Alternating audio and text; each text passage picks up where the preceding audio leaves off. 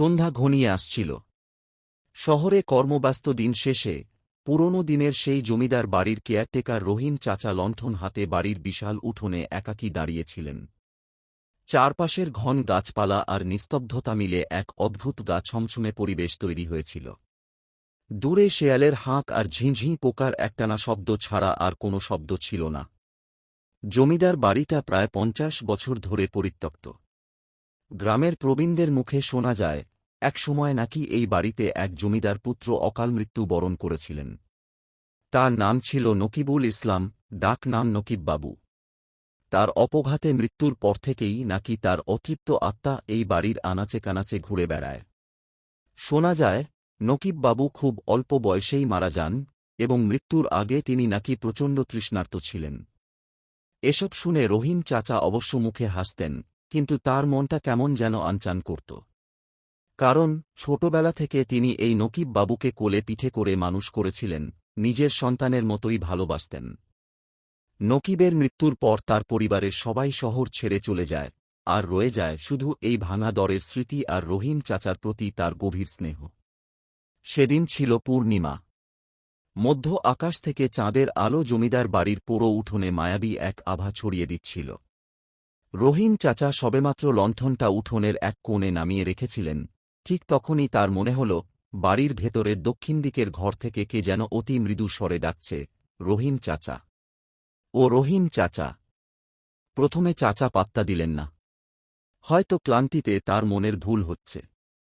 কিন্তু ডাকটা যখন স্পষ্ট থেকে স্পষ্টতর হল এবং মনে হল যেন খুব কাছ থেকে আসছে, তখন তার সারা গা ভয়ে কাঁটা দিয়ে উঠল। এই বাড়িতে তিনি ছাড়া আর কেউ নেই।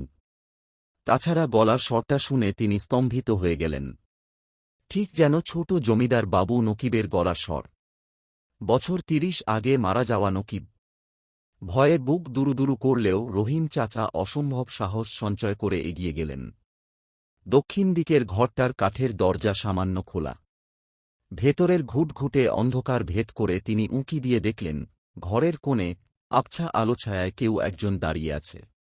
তার মুখটা স্পষ্ট না হলেও সাদা ধুতি আর রোগাটে অবয়ব দেখে মনে হল যেন সেই ছোট জমিদার বাবু নকিব। রহিম চাচার কপালে বিন্দু বিন্দু ঘাম জমল। তিনি কাঁপতে কাঁপতে কোনোমতে বললেন, কে? কে ওখানে? কে ডাকছে আমাকে? উত্তর এলো, আমি, তোমার ছোট বাবু নকিব।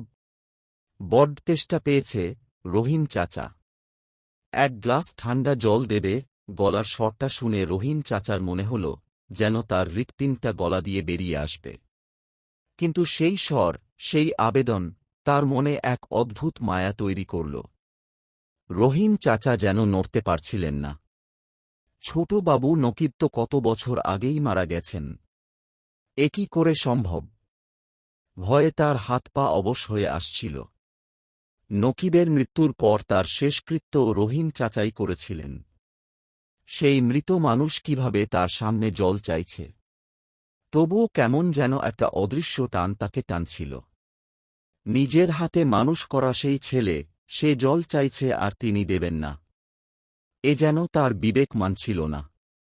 ধীরে ধীরে তিনি বাড়ির রান্নাঘরের দিকে গেলেন। পুরনো দিনের মাটির কলসিতে রাখা ঠান্ডা জল। কাঁপা হাতে একটা কাঁচের গ্লাস নিলেন। গ্লাসটা প্রায় দুবার হাত থেকে পড়ে যাচ্ছিল। অবশেষে গ্লাস ভর্তি জল নিয়ে তিনি যখন দক্ষিণ দিকের সেই ঘরের দিকে ফিরলেন, তখন তার চোখগুলো বড় বড় হয়ে গেল। ঘরের কোণটা ফাঁকা।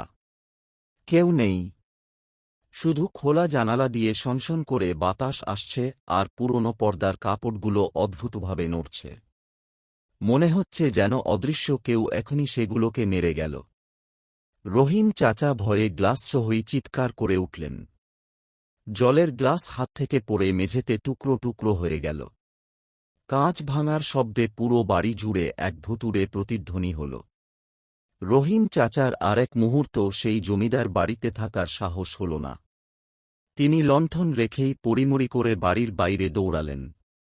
তার মনে হচ্ছিল যেন পেছন থেকে নকিবের সেই কাতর কণ্ঠস্বর তাকে ডাকছে, রহিম চাচা, জল, জল। ভোরের আলো ফোটার আগেই তিনি প্রাণপণে গ্রামের দিকে ছুটে গেলেন আর পেছনে ফেলে গেলেন শত বছরের এক জমিদার বাড়ির অশরীরী রহস্য। পরের দিন সকালে গ্রামের লোকজন যখন রহিম চাচার খোঁজ নিতে জমিদার বাড়িতে গেল, তখন তারা দেখল উঠোনে জলের ছোপ ছোপ দাগ আর ভাঙা কাঁচের অসংখ্য টুকরা ছড়িয়ে আছে। আর জমিদার বাড়ির ভেতরে, যে ঘরে ছোট জমিদার বাবু নকিব দাঁড়িয়েছিলেন বলে রহিম চাচা বলেছিলেন, সেই ঘরের দেওয়ালে পুরনো দিনের একটা ধুলা পড়া তৈলচিত্র টানানো।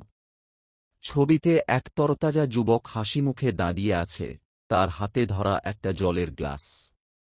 ছবির নিচে অস্পষ্ট অক্ষরে লেখা, নকিবুল ইসলাম, নকিব অকালে ঝরে যাওয়া এক প্রাণ। মৃত্যুকালে প্রচণ্ড তৃষ্ণার্ত ছিল। রহিম চাচা এরপর আর কোনোদিন সেই জমিদার বাড়ির দিকে পা মারাননি। গ্রামের সবাই বলাবলি করে, নকিব বাবু নাকি আজও সেই বাড়িতে ঘোরাফেরা করে, তার অসম্পূর্ণ আকাঙ্ক্ষা পূরণ করতে। গল্পটা এবার আরও বেশি গা ছমছমে লেগেছে নিশ্চয়ই। আরও কোনো ধরনের গল্প শুনতে চান, নাকি আজকের রাতটা এই গল্পের রেশ নিয়েই কাটাবেন?